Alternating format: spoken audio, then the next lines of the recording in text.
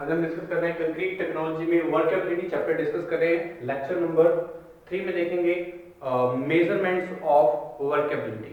Last lectures में हमने discuss किया फैक्टर्स अफेक्टिंग द वर्केबिलिटी, कौन कौन से फैक्टर्स थे जो मेजरली इफेक्ट करते हैं वर्केबिलिटी को। तो हमने बहुत सारे जो टर्म्स थी जैसे water content, porosity, absorption of water, admixtures, temperatures, ठीक है, मिक्सिंग टाइम, तो बहुत सारे जो फैक्टर है इफेक्ट करते हैं, ग्रेटली इन्फ्लुएंस करते हैं वर्केबिलिटी को। तो आज हम डिस्कस करने वाले हैं मेजरमेंट ऑफ वर्केबिलिटी।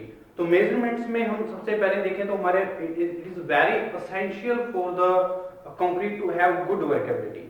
तो एक अच्छी वर्केबिलिटी होना कंक्रीट की बहुत ज्यादा जरूरत रहती है ताकि जो इंटरप्टेड एयर है उनको इजीली क्या किया जा सके, रिमूव किया जा सके from by maximum effort of the compaction. ठीक है, तो वर्केबिलिटी अगर अच्छी होगी तो मैक्सिमम एफर्ट सप्लाई किए जा सकते हैं ताकि जो एयर है, जो हमारे एयर जो इंटरप्टेड एयर है उसको रिमूव किया जा सके, और जो हमारी कंक्रीटिंग है, जो हम कंक्रीटिंग करते हैं वो इजीली और सफिशिएंटली, और हमारी जो कंक्रीट की स्ट्रेंथ और ड्यूरेबिलिटी है वो इजीली हम क्या कर सके, गेन कर सके। ठीक है जी। तो बहुत सारी जो हमारी रिस्पॉन्सिबिलिटी है एक एज अगर हम ऑपरेटर, मिक्सर ऑपरेटर हम काम कर रहे हैं और उसकी हर एक स्ट्रिक्टली सुपरविजन जो है वो इंपॉर्टेंट रहती है। ठीक है, तो एक रेगुलरली अगर हम एज अ मिक्सर ऑपरेटर हम क्या करेंगे, चेकिंग करेंगे और यूनिफॉर्मली हम वर्केबिलिटी रखेंगे हमारे कंप्लीट मिक्स की, तो हमें एक यूनिफॉर्म क्वालिटी और क्वांटिटी ऑफ कंक्रीट जो है, यूनिफॉर्म स्ट्रेंथ जो है हम प्रोवाइड कर सकते हैं। हमारी ये जॉब रहेगी एज अ मिक्सर ऑपरेटर। ठीक है, तो बहुत सारी अगर हमें ये बहुत इंपॉर्टेंट रहता है ताकि जो हमारी वर्केबिलिटी है इंपॉर्टेंट रहता है, जो हमारी कंक्रीट की वर्केबिलिटी है वो क्या है हमारे लिए बहुत स्ट्रेंथ को गेन करने के लिए, और हमारी जो मैक्सिमम हम एफर्ट कंपैक्शन के अप्लाई कर सकें ये इंपॉर्टेंट रहेगा। तो इसलिए हमारी जो मेजरमेंट है वर्केबिलिटी के वो करनी बहुत ज्यादा जरूरी रहेगी। ठीक है, तो मेजरमेंट जो हम करते हैं वर्केबिलिटी की, तो to have good workability of concrete, it is too essential to measure the workability. To have good workability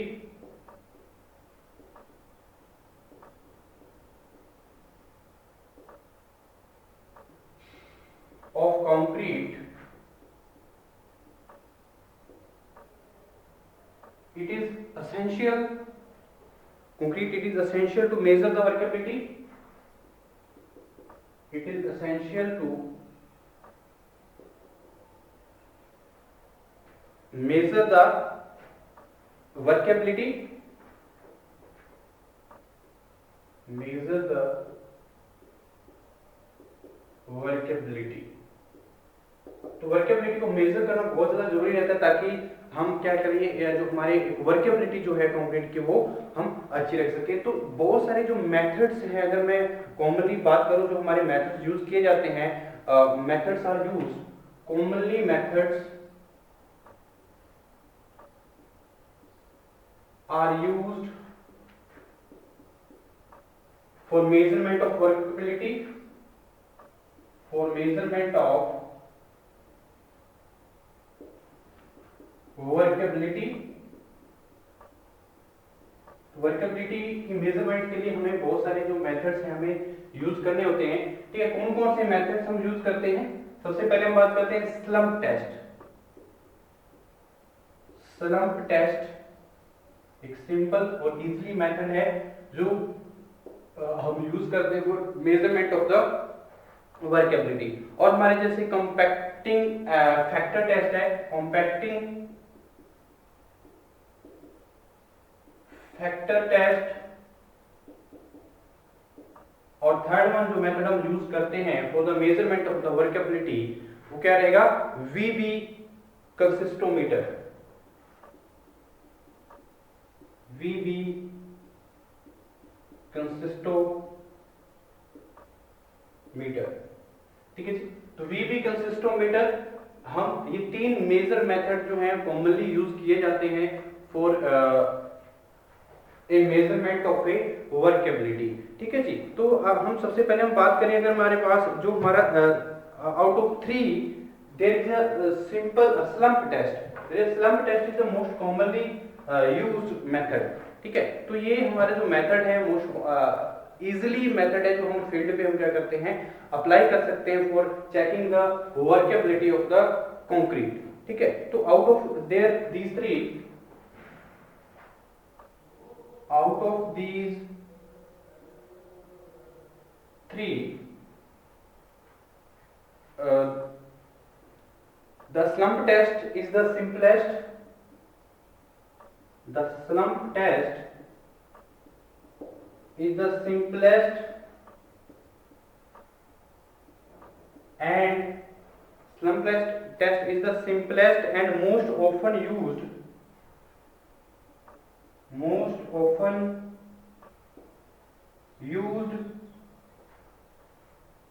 at construction site and must be carried out at construction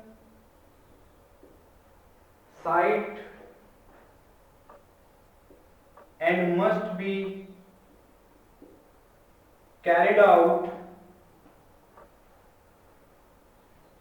using the apparatus compiling to using the apparatus compiling to IS code 7320 1974। ठीक है जी। तो हमारी जो operators हैं हमें यहाँ पे carried out करने पड़ते हैं for the simplest test of the slump test. तो स्लम्प टेस्ट एक मोस्ट यूजेबल मेथड है एट द कंस्ट्रक्शन साइट। ठीक है, और एक सिंपल मेथड है। ठीक है जी, जो हम यूज करते हैं। तो सबसे पहले हम बात करते हैं स्लम्प टेस्ट होता क्या है, और ये स्लम्प टेस्ट हमें जो रिजल्ट्स देता है, क्या सिग्निफिकेंस है स्लम्प टेस्ट की। ठीक है, इसके बारे में हम जान लेते हैं। तो नेक्स्ट हम सबसे पहले डिस्कस करेंगे मेजरमेंट्स में स्लम्प टेस्ट क्या रहेगा और इसकी जो रिजल्ट्स हैं क्या रहेंगे, और इसकी सिग्निफिकेंस के बारे में जानेंगे क्या रहेंगे। ठीक है जी। Measurements of the workability. तो सबसे पहले हम बात कर रहे हैं स्लम्प टेस्ट की।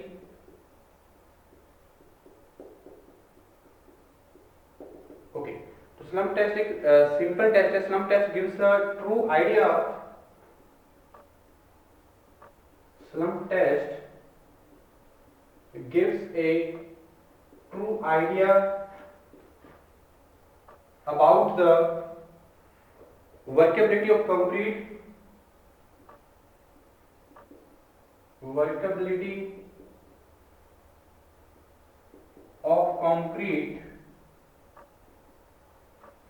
एक ट्रू आइडिया हमें प्रोवाइड करने में हेल्प करता है slump test.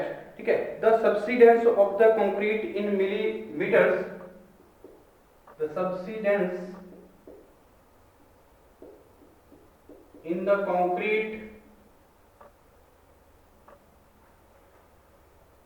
In millimeters is termed as slump,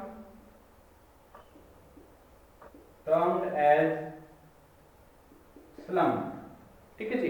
तो the concrete sample can be concrete sample can be gives the 3 results by the slump test। तो slump test के जरिए हम 3 results जो slump test हमें प्रोवाइड करता है ताकि हमें एक ट्रू आइडिया हो जाए वर्केबिलिटी पे, जो कंक्रीट की वर्केबिलिटी है। ठीक है जी। The concrete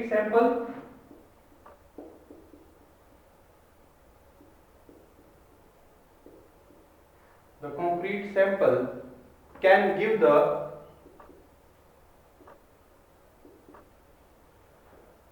three results। कौन से रिजल्ट्स प्रोवाइड करता है स्लम्प टेस्ट के जरिए? हम जो ट्रू स्लम्प,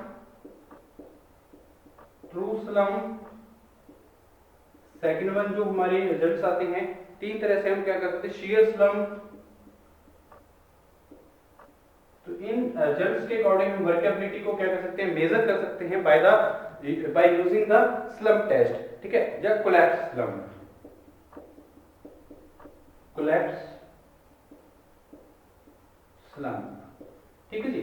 तो ये वन बाय वन देखते हैं। जो हमारी डिग्री ऑफ द वर्केबिलिटी है वो डिटरमाइन की जाएगी हमारी जो वैल्यूज है। अगर मैं बात करूं स्लम्प टेस्ट की, तो स्लम्प टेस्ट में जो रिजल्ट्स आते हैं, degree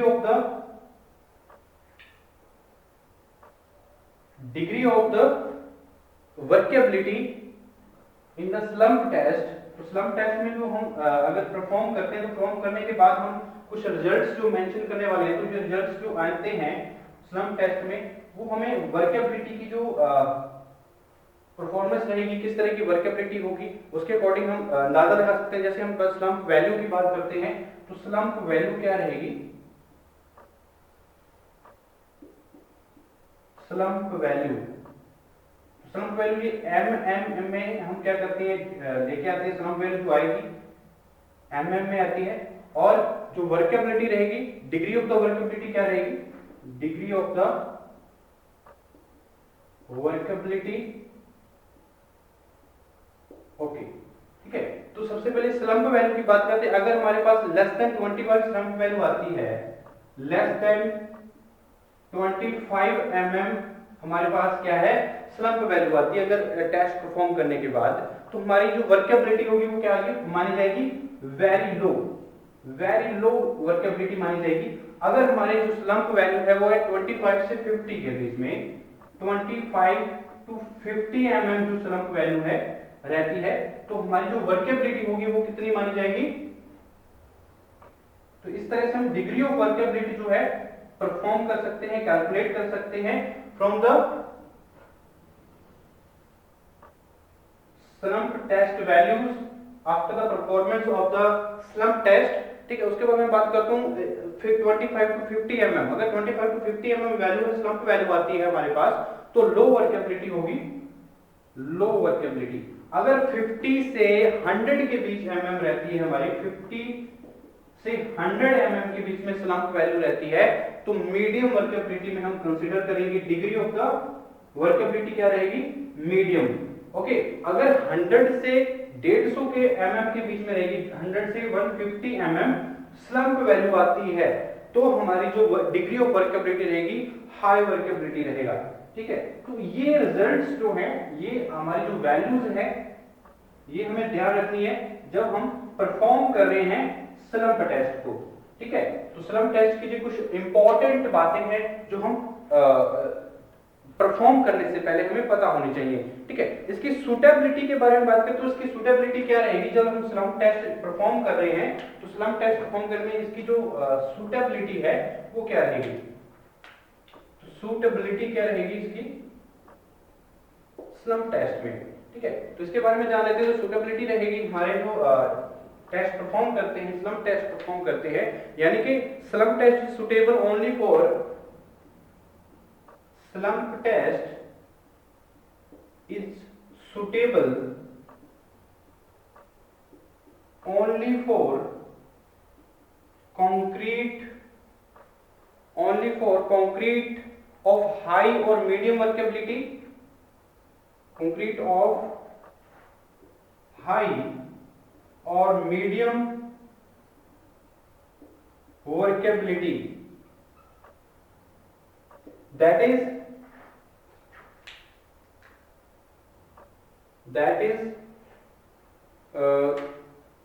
slump value of 25 to 125 slump value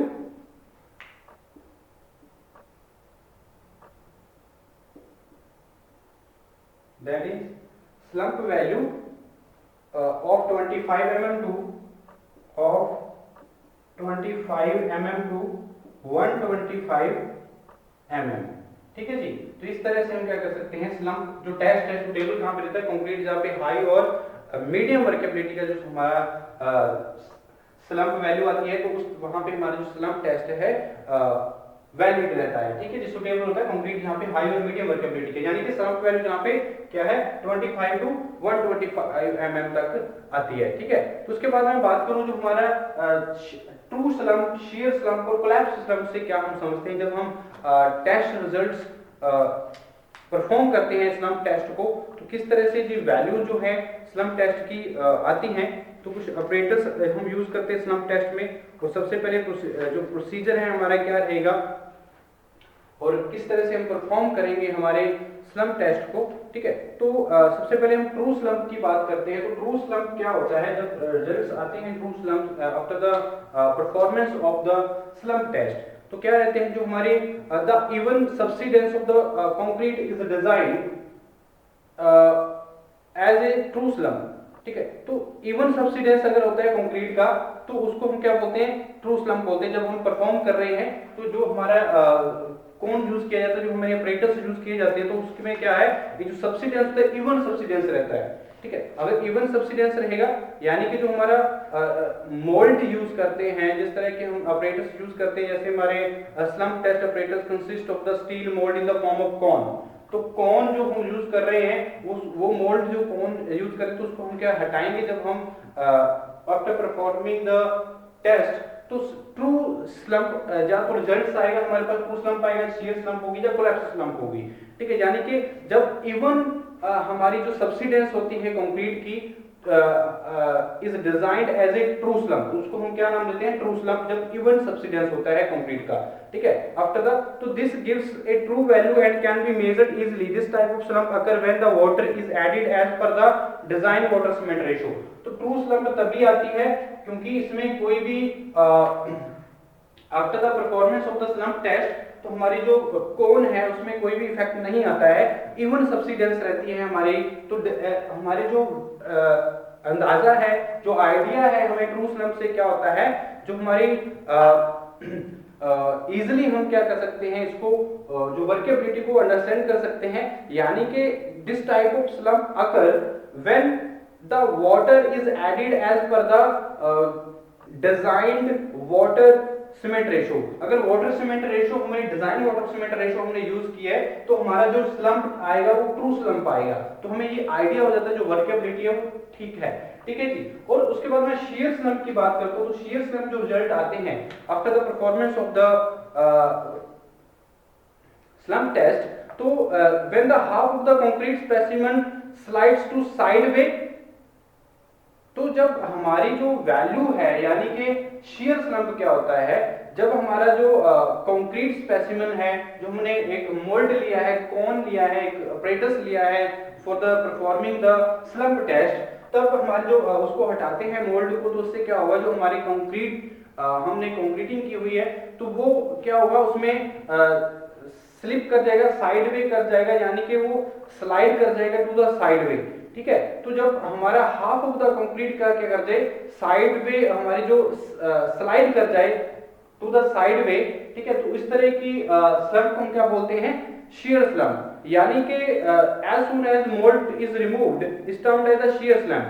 जब हम मोल्ड को क्या करते हैं, रिमूव करते हैं, और हमारी जो स्लम्प वैल्यू है यानी कि जो कंक्रीट है, half of the concrete specimen क्या कर जाता है, स्लाइड कर जाता है टू साइड वे, ठीक है। तो इस तरह की हम रिजल्ट्स को हम क्या बोलते हैं, shear स्लम्प। तो इससे क्या होता है, it is difficult to measure the slump value precisely this type of slump occur in harsh mixes।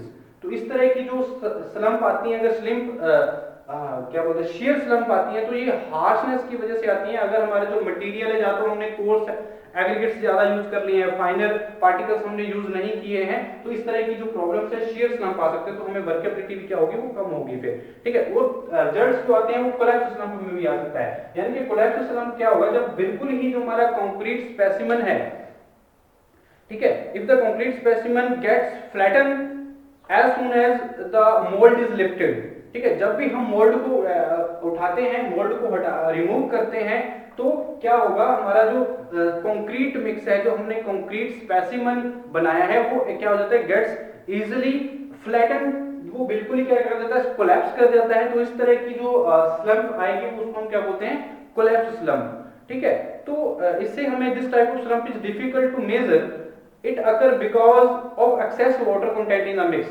इस तरह की जो स्लग स्लम्प आते हैं किसकी वजह से आते हैं, जब ज्यादा मात्रा में ज्यादा अमाउंट में क्या करता है वाटर ऐड किया जाता है कंक्रीट मिक्स में, ठीक है। तो if the specimen of shear और lateral collapse get flat and may tested repeated with corrected quantity of the water cement। तो इस तरह की जब कोलैप्सिंग स्लम्प जो आती है तो इस तरह से हमें टेस्ट को दोबारा परफॉर्म करना चाहिए, क्योंकि हमें कोई भी अंदाजा नहीं होता है जो वर्केबिलिटी है कंक्रीट की किस तरह की है, ठीक है। तो इस तरह से हम क्या कर सकते हैं, टेस्ट को परफॉर्म कर सकते हैं। और जो हमारी सुटेबिलिटी है इस तरह की स्लम्प टेस्ट को कहां पे रहती है, हाई और मीडियम वर्केबिलिटी पे रहती है, जहां की स्लम्प वैल्यू यहाँ पे 25 mm टू 125 mm रहता है, ठीक है। और कुछ एडवांटेज की बात करें तो हमारे जो स्लम्प टेस्ट है इसकी एडवांटेज क्या रहेंगी, the apparatus is simple and widely accepted world wide.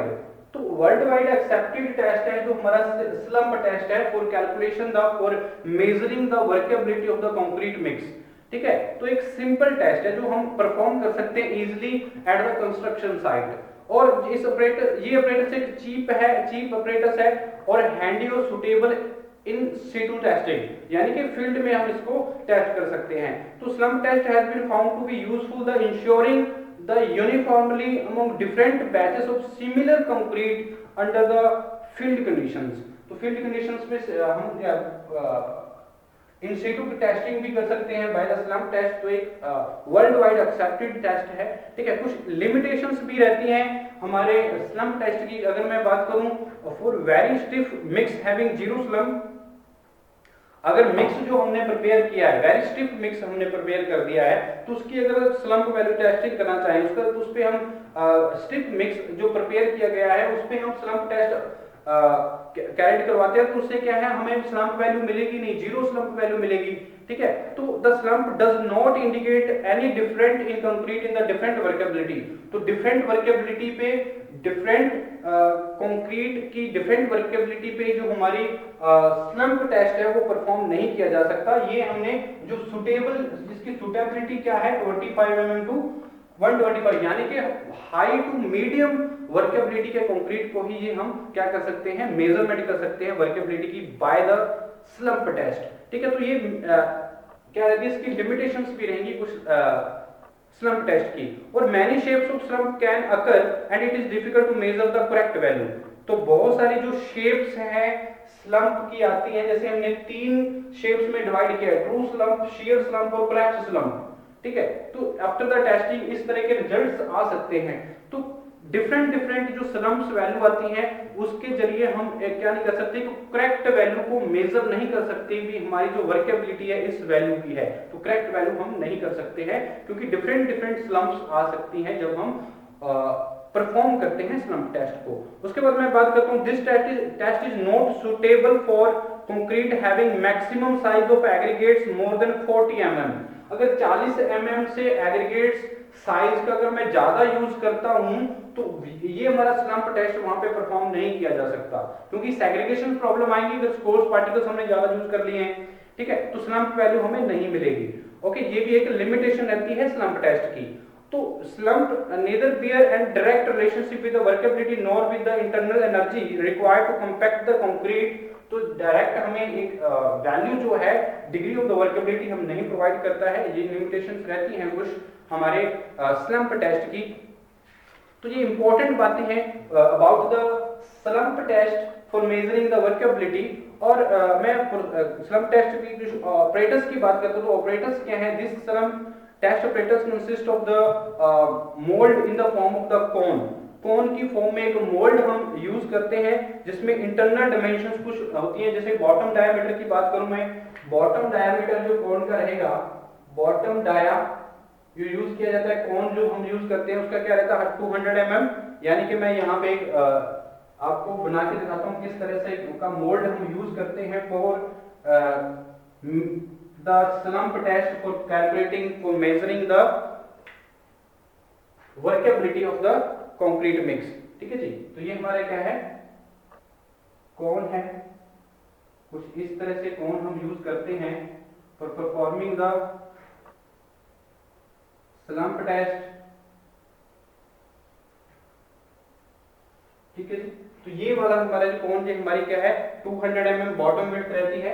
Bottom width कितनी है 200 mm, ठीक है। और जो हमारी अगर बात करें टॉप डायमीटर की, वो क्या रहता है 100 mm। टॉप डाई कौन का क्या रहेगा 100 mm रहेगा। टॉप डाई ऑफ कौन 100 mm। और अब मैं बात करूं जो हमारे साइड जो हमारी रहती जो हाइट ऑफ मोल्ड है, मोल्ड की जो हाइट है वो 300 mm हम यूज करते हैं। मोल्ड हाइट कितनी रहेगी 300 mm। तो इस साइज का जो ये हमारी क्या है जो मोल्ड है in the form of the cone हम यूज करते हैं। इसकी जो साइज जो ये हमारा कंक्रीट मिक्स है, स्टील मोल्ड है, ठीक है। एक ये हमारा क्या है स्टील मोल्ड है। तो इसमें हमारा जो कंक्रीट मिक्स है वो हम क्या करते हैं मिक्स करते हैं ताकि हमारी जो वर्केबिलिटी है वो मेजर की जा सके। तो इस टेबल के अकॉर्डिंग में कुछ वैल्यूज को मेंशन किया हुआ था, इस टेबल को भी हम देख लेना, ठीक है। तो ये टेबल जो है इंपॉर्टेंट रहेगा for measuring the for true idea for the workability of the concrete mix, ठीक है जी। ये हमारा क्या रहेगा कंक्रीट स्पेसिमेन।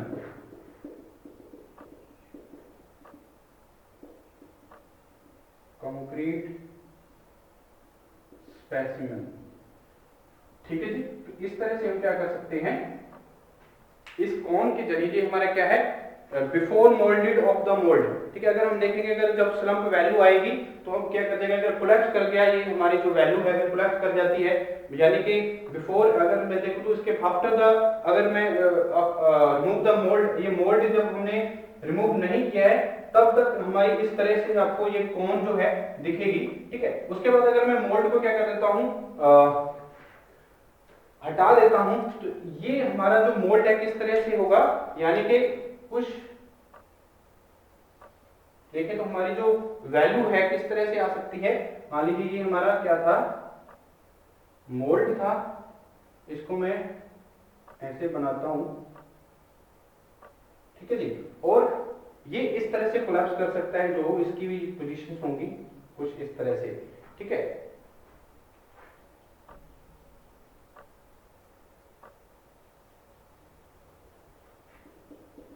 ये हमारी कंक्रीट मिक्स होगा, कंक्रीट स्पेसिमेन।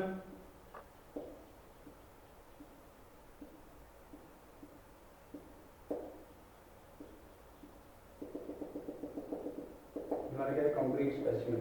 तो ये स्लम्प वैल्यू कौन सी रहेगी, ये हमारी क्या होगी यहां से लेकर यहां तक हमारी जो वैल्यू है ये हमारी क्या होती है स्लम्प वैल्यू आती है, किसमें आती है जो mm में हम कंसीडर करते हैं।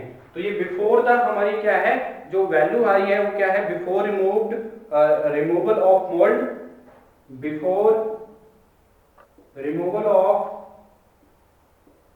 मोल्ड, ठीक है जी। और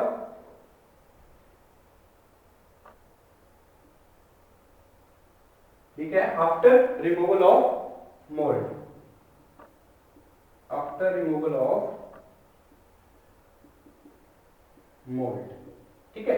तो इस तरह से क्या होती है जो स्लम्प वैल्यूज आती है, चाहे हम ट्रू स्लम्प में देखें शेयर स्लम्प में देखें रिजल्ट्स या कोलैप्स स्लम्प आ सकते हैं। तो ये हमारा जो एक सबसिडेंस है इन मिलीमीटर्स आता है इसको हम क्या बोलते हैं स्लम्प, ठीक है। The subsidence of the concrete, the subsidence of the concrete in millimetres, ठीक है, and in mm is termed as the slump. तो कंक्रीट सैंपल्स जो हैं 3 रिजल्ट्स हमें देते हैं ट्रू स्लम्प, शेयर स्लम्प और कोलैप्स स्लम्प। तो ये हमारा क्या था स्लम्प टेस्ट। तो नेक्स्ट लेक्चर में हम डिस्कस करेंगे कंपैक्शन फैक्टर।